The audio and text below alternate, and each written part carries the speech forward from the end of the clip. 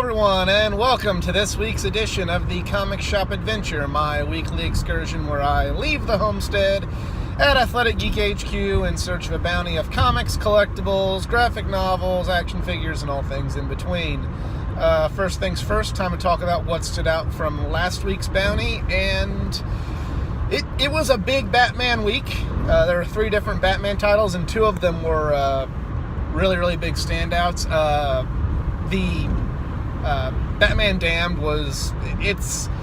it's not your mama's Batman, it's not even your brother's Batman. It is Batman horror personified. It is definitely not for the weak at heart. I can understand how some people wouldn't be on board with it, but it's still very respectful to the characters in Batman, just with the darkness turned up to like 100.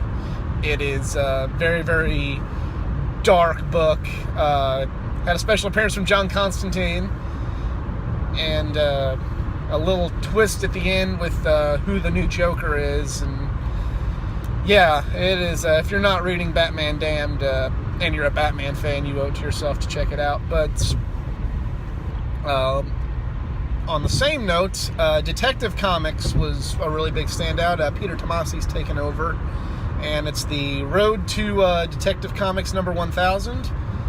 And I really enjoyed the story. I think Peter Tomasi is one of the most underrated writers of all time, and he always kind of gets stuck with the secondary book. I mentioned this last week on the Comic Shop Adventure. He always gets stuck with what is the secondary book, but he's always very consistently good at what he does. And I'm really hoping he can bring Detective back up. If this is a good sign with how well he's wrote this first issue in his run, and everybody kind of looks at just the Batman title as the main title, and rightfully so. Detective isn't the main Batman title anymore, but I really hope that he can bring that book back up, because it needs to be, and I thought it was very well written when it was more of a Bat family book. But Peter Tomasi deserves more recognition for how great of a writer he is, and I think this is the platform to where he could do that.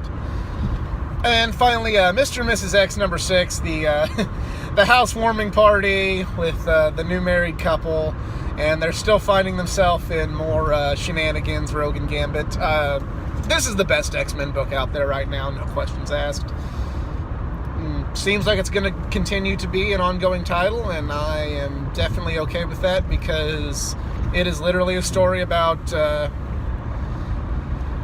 I want to say they might be my top 2 favorite X-Men, but the more Gambit and Rogue together that I get and their own adventures, I'm definitely on board with that. And it's not just fan service with this book. It's Kelly Thompson writes these characters well, so it's not just putting a Gambit and Rogue book out there to appease fanboys and fangirls of Gambit and Rogue. It's actually well written, so she deserves a lot of credit for how well she's able to write these 2 characters, and just for a great book. But yep, that is what stood out from last week's. I will see you when I get back to the homestead with this week's bounty. Hey everyone, I am back here at the homestead at Athletic Geek HQ, and I've got kind of a lighter bounty as compared to last week, but still a good one. Let's not waste any more time. Let's get to it. We're going to start off with DC, and I have Batman issue 61, Nightmares Part 1. You've heard me in previous episodes talk about how I feel about Tom King's Batman run. It's had good moments, it's had bad moments, but I feel like he's had a little bit of redemption since the disappointment with the wedding. He's told a couple good story arcs since then, so... I'm very optimistic about this new one that he's starting, so looking forward to reading that. From there, we go to Nightwing number 55. It was revealed in the last Nightwing book that some of the new Nightwings are actually police officers, and they're using the Nightwing name and everything associated with Nightwing to try and keep hope for the city. Very, very sick. It kind of reminded me of like The Dark Knight, where they had people dressing up as Batman to try and stop the Joker. Only they were failing miserably. Now they're having like more people doing it that have the skills to back it up a little bit more, and they're working the Scarecrow into this storyline. So, you know, it's not my favorite because I'm a Dick Grayson fan, but you know, it's not so bad that I dislike it. So, yeah, there's Nightwing 55. Should be good. And our last DC book of this week's bounty, we have Justice League number 14. And it looks like the beginning of a new story arc with the Scott Snyder Justice League, The Secret of Hawk World. It's actually kind of funny that we're having a Hawkman, Hawkgirl centric Justice League issue coming up shortly, but you'll find that out at the closer to the end of this here adventure.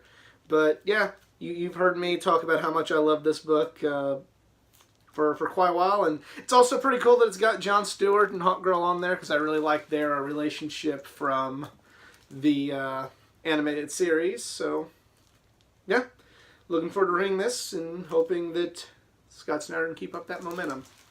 We now transition to the world of Marvel, and we go to Dead Man Logan number 2, the final 12 issues of this story that really there towards the end became maybe my favorite book at Marvel. He's dead. You know, it's kind of hard to describe if you haven't been reading it, but Logan's apparently dead, or at least this version of Logan, as they're bringing back the original canon Wolverine, and just you got 12 more issues to see what happens to a book that I've really enjoyed and a character that I've really enjoyed. So hopefully it really goes out in a way that I really appreciate and really enjoy and does well by that character.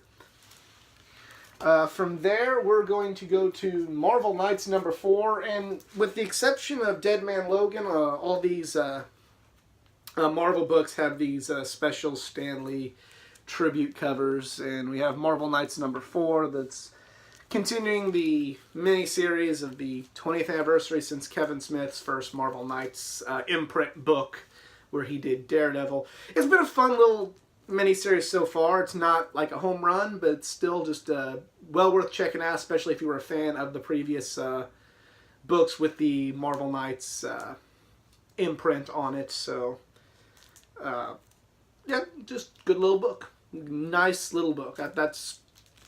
Sometimes that's good to have. You know, sometimes it's good to have just a book that's just a good book. Maybe not too deep or, you know, too layered. Just having a good read that you can sit down and enjoy. People look for hidden meaning, a bunch of layer, and there's nothing wrong with that, but so many people are wrapped up in that I feel that just good books that are simple, and I've talked about this in previous episodes, just don't get the love that I feel they deserve. From there, we go to Thor number 8. The War of the Realms is coming, it says. And brother and sister unite as War of the Realms looms. And, you know, Thor's never really been one that I was a super nerd for, but yeah, I've really liked. This has been probably another one of my favorite books of all year, the Jason Aaron Thor, and yeah, it's been really good so far. Loki is back, and as it says here on the cover, the War of the Realms looms. So we'll see if that momentum can keep up. And finally, to round out the pull list this week, I have Uncanny X-Men number 6. Yeah, this ain't very good. It's not. I haven't been into it. Other people have, and God bless them. I'm not, you know, taking anything away from you if you enjoyed this book.